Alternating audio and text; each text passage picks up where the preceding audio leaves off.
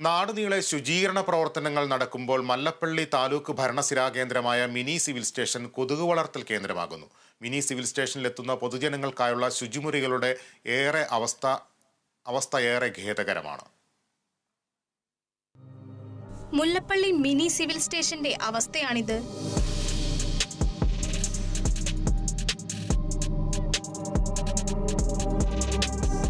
ശുചിമുറികളിൽ കയറിയാൽ രോഗമുറപ്പ്.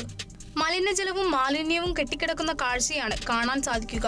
ഇവിടെ മദ്യക്കുപ്പികൾ വരെ ഉപേക്ഷിച്ചിട്ടുണ്ട്. മലിനജലത്തിൽ കൂത്താടിയും കൊതുകും നിറഞ്ഞിരിക്കുകയാണ്.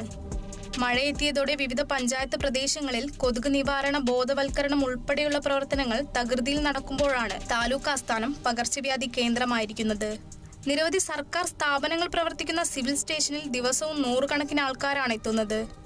പ്രാഥമിക ആവശ്യങ്ങൾക്കായി ശുചിമുറി അന്വേഷിച്ചെത്തുന്നവർ മൂക്കുപൊത്തി ഓടേണ്ട ഗതികേടിലാണ്.